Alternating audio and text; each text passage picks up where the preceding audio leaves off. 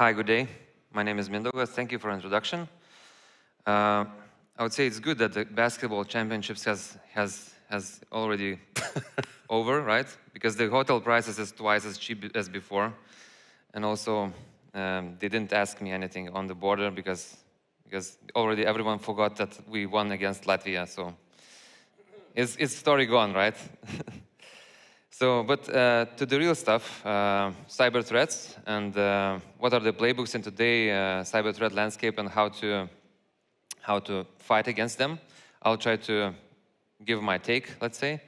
And the most important thing about events like this one, what I have seen so far or seeing like often, that not a lot of people come to the booth and ask us actual questions. So if you have any actual question or a problem that you want to solve in your life, in terms of cybersecurity, please come over and ask us a question. So globally, there are like cyber attacks happening at astonishing rates. So different vendors are being attacked, different institutions by different, basically, malware attacks, cyber threat attacks. So every 39 seconds, an attack is happening.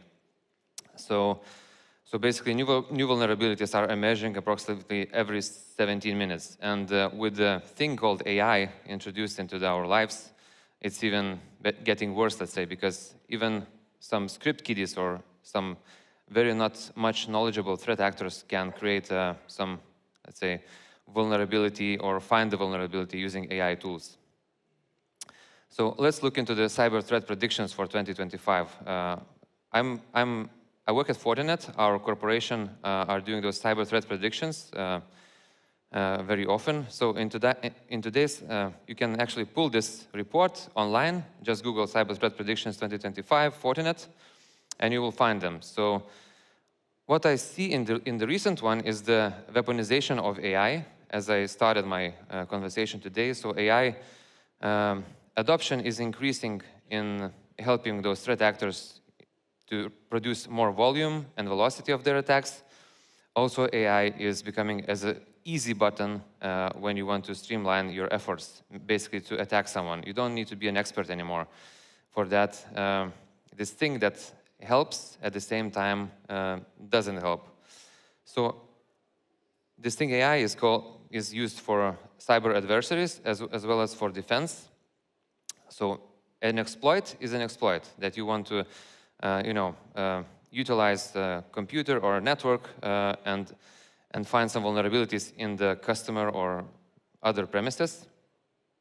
And AI is a change in the technique most of the time. It's not a change in the actual vector because you're still attacking the endpoint, you're attacking the server, the web application, you're trying to go inside using some social engineering. So AI is pretty much helping with it. So it helps to accelerate malware to code development, easier by using AI tools to do that. Perfect social engineering, you can write very convincing letters using AI, right? So phishing is becoming greater, let's say, likelihood for success. And faster time to money, basically. That is what drives the cyber attackers, let's say. So, and the same thing goes for the defender, for the defense part. The AI also helps in daily life, especially when it comes to mean time for detection and mean time to response, because a lot of tools nowadays, like in our case, for SOC and NOC operations, are using AI to help, ask the questions using natural language instead of doing queries in some log system, right, where you have millions of events. You can now simply ask a natural language question and it will give you the answer. So not necessarily the SOC analyst has to be proficient in your solution nowadays. So reducing the burnout or the basically people required to do this job when you don't need to write any scripts, you can also use the AI feature set is also very important. And also lowering the barrier of the entry. So new workers with no coding skills can already do some automation. So the automation is one of the playbooks that you should have on your shelf when something hits the fan, So you would be able to protect against the actual threat that is happening. So To end the AI story, I will say like that. So Fortinet AI is like a holistic fabric approach. So we have a lot of products in our portfolio. I guess some of you might know those products, some of you don't, but we have security, network security, endpoint security, security operations, and other types of products. So we have empowered AI within our whole product portfolio, and I'll try to explain how explicitly that has been done. So FortiAI to protect, right? So protecting against AI-driven, let's say, vulnerabilities or signatures, we are also using AI engines for our signature database creation. So the same thing is for FortiAI Assist. So as I said in the beginning, NOC and SOC operations are very important because those require basically human power, hands that are doing configurations, searching through the logs, and AI Assist is basically like another human being, your friend, helping you with those tasks to be completed very easily. Also securing the AI itself, let's say ChatGPT or your local LLM engine that you're running, and your workers are asking the questions. So you want to secure that engine so that you would not lose data with some data loss prevention mechanisms, or that you would not be able to inject with some malicious prompt or malicious data that this AI engine will learn from. So making it, let's say, provide you the wrong answers afterwards. Yeah. So I will talk about attack vectors a bit. So the easiest attack vector is actually the initial access. So this is the 40% of the, let's say, entrance into your environments are happening with initial access vulnerability. So this is, what does it mean? There is even like let's say online e-stores for initial access brokers. So let's say you can find there in the dark web OT customer who makes like $5 billion revenue and credentials to the VPN of that company for $500. You can buy the keys to the castle for $500. So, and then when you enter the castle, you can exploit and do any other collateral movement. So the major thing in security is somehow to kind of stop this or make the initial access harder. And there is a lot of ways to do that, actually. So initial access vectors, the big picture, right?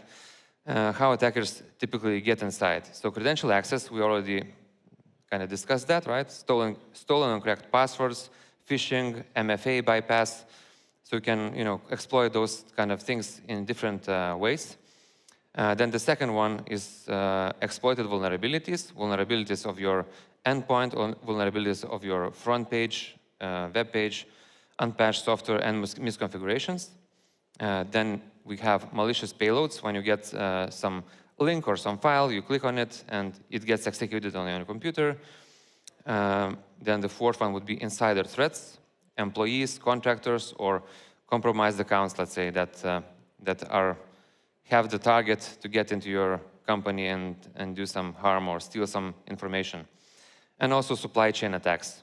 Compromised third-party software, vendors, dependencies. So there is a lot of things happening in the initial access vector. So exploiting vulnerabilities, right? So this is a very important thing, I think, that can be mitigated without spending a penny, just investing some knowledge. There is a thing called software security hardening, right? Software or product. So if you have a firewall, if you have a Windows server, if you have a Linux server, there are plenty of information online, like CIS hardening guide, that you can actually use it and harden your endpoint system. Of course, you need to do patching anyways, update the software, but also security hardening is very important, because if an attacker gets onto the machine, let's say a Windows server or a Linux server, it will be very difficult for him to escalate privileges to admin or to root, let's say. if you have done the, let's say, security hardening the correct way. And yeah, also protecting and exploiting, protecting against exploiting public-facing services, web applications. You need a web application firewall for that. And also through API weaknesses, you can also get a lot of information extracted from your organization or your company. So also insider threats, that's also quite a big statement. Let's say when the threat is within, right, it can be two types. One type is malicious insiders, which are, you know, bad actors, espionage or sabotage. That's one, everyone understands that. But then there is negligent insiders. The people that are normal workers, but they, you know, do some accidental sharing. They have a password on their, you know, screen, post it, basically weak security habits. So this needs to be also addressed in different ways, like privileged access management. There are tools for privileged access. There are also data loss prevention things that we can provide you, and also user entity behavior analytics. I saw actually in one presentation before me, somebody pitched that. So there are products to solve those, all those, let's say, problems in different attack surfaces. So let's talk about a bit more marketing, let's say, or marketing from Fortinet point of view. So we have, I would say, the most advanced and comprehensive cybersecurity platform.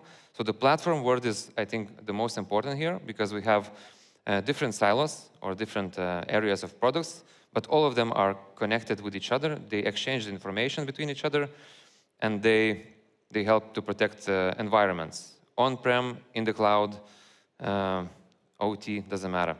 So the main areas that we focus is secure networking, the firewall, the secure access LAN. Everyone knows that. Then we have another area of focus, unified SASE, and then AI-driven security operations. So all of those pillars are very important in our, let's say, operations that we run and we offer to our end customers. So if we start with what to start, so yeah, so there is thing endpoint, right, computer, which you need to protect. The computer has software running on it. It normally would have an antivirus. It has remote access, VPN software. So we can offer from our side FortiEndpoint, which covers VPN access, vulnerability scanning, sandboxing, endpoint detection and response, and zero trust network access. So the endpoint protection not just does those things that I just told, but also protects against zero-day attacks. It blocks the websites that the user is browsing, for instance, using the web filter.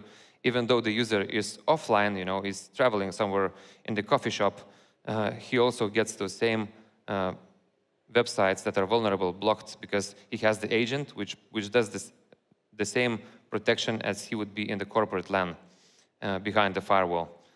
So these things need to be taken into account. So then another step, if we have some resources that this user traveling somewhere in the country, connecting to unsecure networks, are trying to reach, that resource can be in the cloud, in your private office, it can be in the public cloud, doesn't matter. But all that is reached by, you know, some firewall, let's say, in between. So zero trust network access ensures that every user that connects to the application behind that firewall is vulnerability free. So he has, you know, the posture of that device is good. You know, he does not have any vulnerabilities, he does not have any malware, and we provide with that same agent zero trust access to that application. So protecting not just the user, but also the application. If we go forward into the SecOps story, so somebody needs to, let's say, do these things, right? So there's a lot of things happening, actually, in the bigger organizations.